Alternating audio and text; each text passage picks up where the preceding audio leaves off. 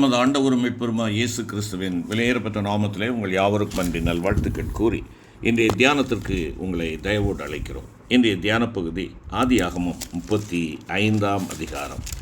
ஆதியாகமம் 35ஆம் அதிகாரம். தியான வசனம் 1ஆம் வசனம். 35ஆம் அதிகாரம் 1ஆம் வசனம். தேவன் யாக்கோபை நோக்கி, நீ எழுந்து பெத்தேலுக்கு போய் அங்கே குடியிருந்து நீ உன் சகோதரனாகிய ஏசாவின் முகத்திற்கு விலகி ஓடிப்போகிற போது உனக்கு தரிசனமான தேவனுக்கு அங்கே ஒரு பலிபீடத்தை உண்டாக்கு என்றார். அருமையான கர்த்தருடைய பிள்ளைகளே, இந்த பகுதியை நான் பார்க்கின்றதான வேளையில் ஆதியாகமம் 31ஆம் அதிகாரத்தை நாம் வாசிப்போம் என்றால் அங்கே லாபானுக்கும் யாக்கோபுக்கும் இடையான பனிப்போர் எவ்விதமாக நடைபெறுகிறது என்பதை பார்க்கலாம். அப்படிப்பட்ட வேளையிலே லாபான் யாக்கோபை வஞ்சிக்க வேண்டும் என்று சொல்லி அவன் எடுக்கின்ற அநேக விதமான ஆலோசனைகளை எல்லாம் பார்க்கின்ற பொழுது அவனுடைய சொப்பனத்திலே தோன்றி, அங்கே லாபான் உனக்கு விரோதமாக செய்கிற அநியாயமான அந்த தீயதான செயல்களை நீ பார்த்தாயா என்று சொல்லிவிட்டு அவர் சொல்லுகிறார், நீ தூணுக்கு அபிஷேகம் செய்து, அதாவது 13ஆவது வசனம், நீ தூணுக்கு அபிஷேகம் செய்து எனக்கு ஒரு பொருத்தனையை பண்ணின பெத்தேலிலே உனக்கு தரிசனமான தேவன் நானே. இப்பொழுது நீ எழுந்து இந்த தேசத்தை விட்டு புறப்பட்டு உன் இனத்தார் இருக்கிற தேசத்திற்கு திரும்பி போ என்று சொன்னார் என்றார். இங்கே இந்த 35ஆம் அதிகாரத்திற்கும் 31ஆம் அதிகாரத்திற்கும் இடைப்பட்ட காலங்கள் 10 வருடங்கள். இங்கே ஆண்டவருடைய வார்த்தை சொல்லப்படுகிறது, நீ பெத்தேலுக்கு போ. அவன் என்ன செய்திருக்க வேண்டும்? பெத்தேலுக்கு சென்றிருக்க வேண்டும். அவன் காரிய சித்தி உள்ளவனாய் இருந்தான் யாக்கோபு என்று வேதம் சொல்லுகிறது. யாக்கோபுடைய ஜீவியத்திலே ஒருவேளை நாம் சொல்லக்கூடியதான பெரிய பாவம் என்று சொல்வதற்கான ஒன்றுமில்லை. காரிய சித்தி உள்ளவனாய் இருந்தான். அவனுடைய காரியங்கள் எல்லாம் கைகூடி வந்தன என்று சொல்லி நாம் பார்க்கிறோம். ஒருவனுடைய கையின் பிரயாசங்கள் அனுகூலமாக அவனுக்கு ஆசீர்வாதமாக இல்லை என்றால், பிரச்சனை இல்லாமல் இருக்கிறது என்றால், ஒருவேளை அவன் புறம்பாக ஆசீர்வதிக்கப்படுகிறான் என்பது அர்த்தம் அல்ல. அல்லது புறம்பான ஆசீர்வாதம் வருகின்ற பொழுது அவன் தேவன் மேல் பிரியமாய் இருக்கிறான், தேவனும் அவன் மேல் பிரியமாய் இருக்கிறார் என்பதற்கான ஒரு அடையாளம் அல்ல. திரும்ப நான் சொல்கிறேன், ஒருவனுடைய காரியங்கள் கைகூடி வரும் என்றால், ஒருவன் புறம்பாக வெளிப்படையாக உலக பிரகாரமான உள்ள மேன்மைகள், மகத்துவங்கள், ஆசீர்வாதங்களை அவன் கொண்டிருக்கிறவனாக இருப்பான் என்றால், அவன் பேரில் தேவன் மிகவும் பிரியமாய் இருக்கிறார் என பிறர் நினைக்கிறது உண்டு. அது அல்ல. ஒருவன் உலக காரியங்களில் வளர்ச்சி அடைகிறதினாலே தேவ காரியங்களில் அல்லது தேவனுடைய கிருபையில் வளருகிறான் என்று சொல்லவே முடியாது.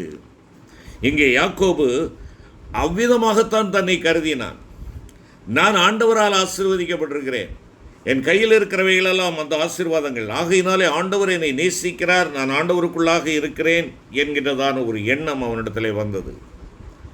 ஆகையினாலே பெத்தேலுக்கு செல்ல வேண்டிய அவன் எங்கே செல்லுகிறான்? அவன் புறப்பட்டு செல்லுகிறான், சீகேமை நோக்கி செல்லுகிறான்.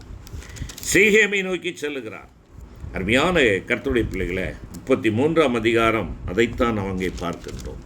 எனக்கு பிரியமான என் அன்பு சகோதர சகோதரிகளே, அருமையான இந்த புதிய கல்வியாண்டிலே தடம் பதித்து முன்னேறிக் கொண்டிருக்கிற எங்கள் அன்புக்குரிய மாணவ செல்வங்களே, ஆசிரியர் பெருமக்களே, நீங்களும் நானும் கற்றுக்கொள்ள வேண்டிய ஒரு காரியம் கீழ்ப்படிதல். கீழ்ப்படிதல் அது எதுவாக இருக்கட்டும், என் கையிலே ஆண்டவர் கொடுத்திருக்கிற உத்தியோகமாக இருக்கட்டும், பொறுப்பாக இருக்கட்டும், நான் படிக்கும்படியாக எனக்கு நிச்சயித்து கொடுத்திருக்கிற, இல்லை எனக்கு அசைன் பண்ணி கொடுத்திருக்கிற அந்த பாடத்திட்டங்களாக இருக்கட்டும், நான் படிக்க வேண்டியவைகள் அல்லது கற்றுக் கொடுக்க வேண்டியவைகள் அல்லது நான் கவனத்தில் செலுத்த வேண்டியவைகள், இவைகளிலே நான் வெகு கவனமாயிருக்க அழைக்கப்படுகிறேன்.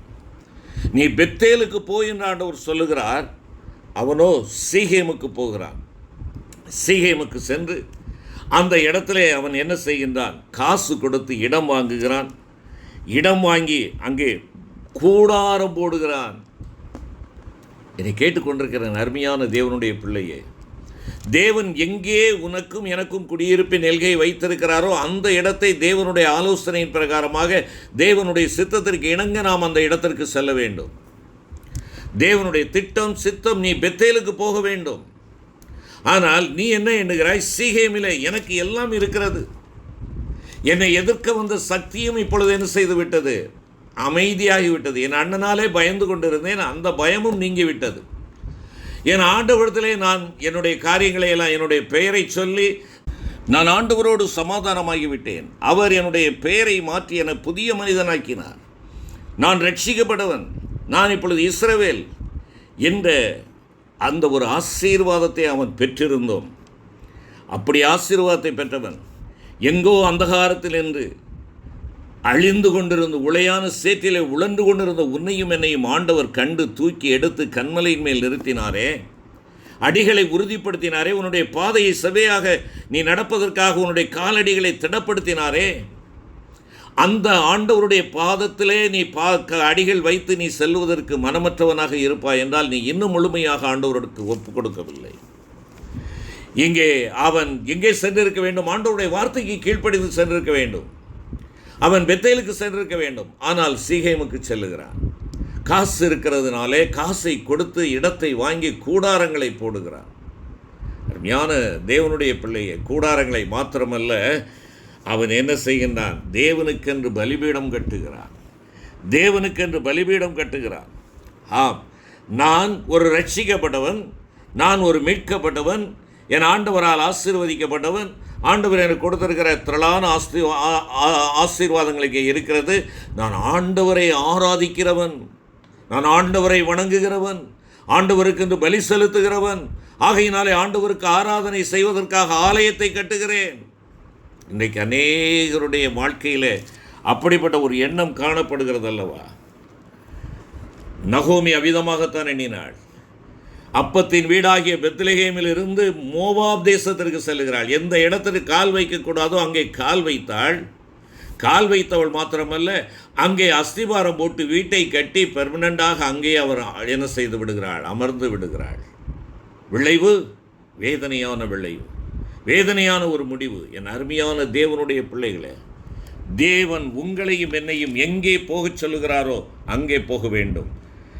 ஆண்டவருக்கு முற்றுமுடி அவருடைய வார்த்தைகளுக்கு ஒன்று கூட அப்பளுக்கில்லாமல் கீழ்ப்படுகிறவர்களாய் நீங்களும் நானும் இருக்க வேண்டும். பலிபீடம் கட்டுவது அது ஒரு பெருமைக்குரிய காரியம் அல்ல. பலிபீடம் அல்லது இன்றைய வார்த்தையில் நீங்கள் ஆலயத்தை கட்டலாம், கோபுரத்தை கட்டலாம், தனி குடும்பமாக தனி நபராக ஆலயங்களை கட்டி கொடுக்கலாம். ஆனால் என் ஆண்டவருடைய வார்த்தைக்கு கீழ்ப்படியவில்லை என்றால் அவைகளெல்லாம் பிரயோஜனமற்றவைகள். அவைகளெல்லாம் என்னை தேவனுடைய ராஜ்யத்திற்குள்ளாக கொண்டு வர முடியாது. இங்கே யாக்கோபு பலிபீடம் கட்டி தான் ஒரு தேவனுடைய தாசன், தேவனுடைய பிள்ளை என்று காட்டிக்கொண்டார். செல்வ பெருக்கு இருந்தது, சொல் சக்தி இருந்தது, வார்த்தைகளிலே விளையாட்டு இருந்தது, புறம்பான விசுவாச அறிக்கை இருக்கிறது. ஒவ்வொரு நாளும் ஆராதனைகளிலே விசுவாச அறிக்கை காணப்படுகிறது. கரங்களிலே வேதாகமத்தை தூக்கி கொண்டு மணியடித்தவுடனே ஆலயத்திற்கு நான் வருவது நான் ஒரு வேதக்காரன் என்பதை இந்த உலகத்திற்கு வெளிப்படுத்தியது. ஆனால் ஆண்டவருடைய வார்த்தைக்கு நீயும் நானும் கீழ்ப்படுகிறோமா? தேவனுடைய பார்வையிலே உன்னுடைய வெளிப்படையான தோற்றங்கள், உன்னுடைய நீ ஆண்டவருடைய சமூகத்திலே வருகின்ற பொழுது பரிசுத்தமாய் வருகிற உன்னுடைய ஆடை அணிகலன்கள், கரங்களிலே வேதாகமத்தை தூக்கி கொண்டு வருகிற காரியங்கள், அருமையான சகோதர சகோதரி, இவைகள் இந்த வெளிப்படையான தோற்றங்கள் அளவுகோல் அல்ல. மனிதன் முகத்தை பார்க்கிறான், தேவனோ இருதயத்தை பார்க்கிறார். இருதயத்தில் பதிந்திருக்கிற அந்த சுபாவ தெய்வீக சுபாவம்தான் என் ஆண்டவர் அளவுகோடாக வைத்திருக்கிறாரே ஒழிய வெளிப்படையான ஆலய அலங்காரங்கள் அல்ல, வெளிப்படையான ஆலய வருகைகள் அல்ல. நான் ஆண்டவருக்கு அந்த ஆலயம் கட்டி கொடுப்பதல்ல. கோடி கணக்கில் ரூபாய் செலவழித்து ஆலயத்தை கட்டி கொடுக்கிறேன். நான் கட்டி கொடுத்த ஆலயத்திலே நான் செல்லுகிறேனா? குடும்பமாக தேவனை ஆராதிக்கிறேனா? குடும்பமாக செல்ல வேண்டும். அவங்க சொல்லுகிறார் ஆண்டவர், நீ எழுந்து அனைவருமாக பெத்தேலுக்கு போங்கள் என்பதுதான் ஆண்டவருடைய வார்த்தை.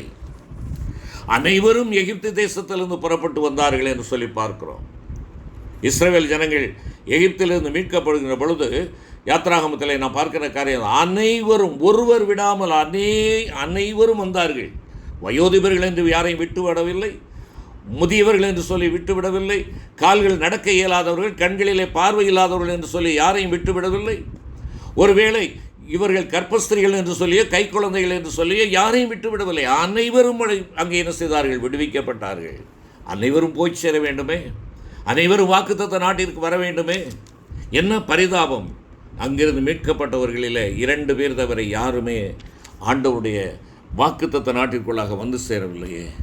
அருமையான கர்த்தருடைய பிள்ளைகளே, உங்களுடைய நற்செயல்கள், உங்களுடைய சமுதாய பணிகள், நீங்கள் ஆலயம் கட்டுவதற்காக எடுக்கின்ற முயற்சிகள் எல்லாம் அவசியம்தான். ஆனால் ஆண்டவருடைய வார்த்தைக்கு கீழ்ப்படுகிறேனா? பெத்தேலுக்கு போக வேண்டியவன் சீகேமுக்கு போகிறான். 31ஆம் அதிகாரம் 13வது வசனத்திலே நான் பார்க்கின்ற பொழுது 10 வருடத்திற்கு முன்பாக சொல்லப்பட்ட ஒரு வார்த்தை. ஆனால் அவன் சீகேமுக்கு செல்லுகிறான், இடம் வாங்குகிறான். பசுமை புல்வெளி கண்களுக்கு பிரியமாயிருந்தது. ஆனால் ஆண்டவர் அந்த இடங்களை வெறுக்கிறார். தேவனுடைய சித்தத்தை இவன் அறியவில்லை. எல்லாவற்றையும் அறிந்திருந்தான், தேவனுடைய சித்தத்தை அறியவில்லை. என்னை கேட்டுக்கொண்டிருக்கிற சகோதரா சகோதரி, உன் காரியங்கள் சித்தி அடைய வேண்டும் என்றால் தேவனுடைய சித்தத்திற்கு உன்னை ஒப்புக்கொடு, தேவனுடைய ஆலோசனைக்கு ஒப்புக்கொடு, அவருடைய வார்த்தைக்கு கீழ்ப்படி. ஆண்டவர் இன்று என்னிடத்தில் கேட்கிற காரியம், போ, பெத்தேலுக்கு போ, சீகேமுக்கு அல்ல. ஆண்டவர் உங்களை சரியான விதத்திலே நடத்த அவருடைய வார்த்தைக்கு நாம் கீழ்ப்படிவோம். ஆசீர்வாதங்களை சுதந்திரித்துக் கொள்ள அவருடைய வார்த்தைக்கு கீழ்ப்படிவோம். அன்பின் தகப்பனே, ரட்சிக்கப்பட்ட பிள்ளையானாலும் உம்முடைய வார்த்தைக்கு நான் கீழ்ப்படியாமல் போகின்ற பொழுது அது ஆசீர்வாதத்தை அல்ல சாபத்தை கொண்டு வரும் என்பதை கற்றுக் கொடுத்திருக்கிறேன். எங்கள் அன்பின் தகப்பனே, ஆசீர்வாதத்தை சுதந்திரத்துக் கொள்ளும்படியாக உம்முடைய வார்த்தைக்கு கீழ்ப்படிந்து நீர் காண்பிக்கிற பாதையிலே நடைபோட எனக்கும் எங்களுக்கும் கிருபை தாரும். மீட்பர் இயேசு கிறிஸ்து மூலம் வேண்டிக் கொள்கிறோம் பிதாவே, ஆமென்.